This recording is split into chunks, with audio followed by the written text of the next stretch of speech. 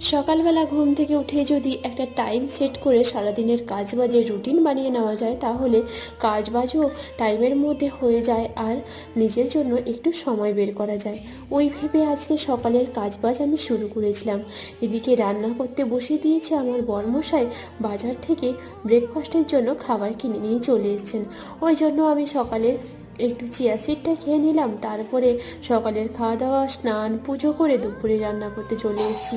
এখন একটু তেল মশলা কম দিয়েই আমি রান্না করি। আজকে দুপুরে খালি সবজিই রান্না করা হয়েছে। আমলকিগুলো বেশ কয়েকদিন ধরে বাজার থেকে নিয়ে এসেছিল, ওইগুলোকে ধুয়ে কেটে নুন লঙ্কা মাখিয়ে রোদে শুকোতে দিলাম।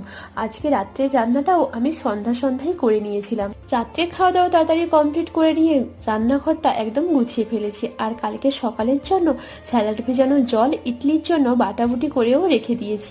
তারপর নিজের জন্য একটু সময় বের করে একটা ওয়াল হ্যাঙ্গিং বানাতে বসে গেছি।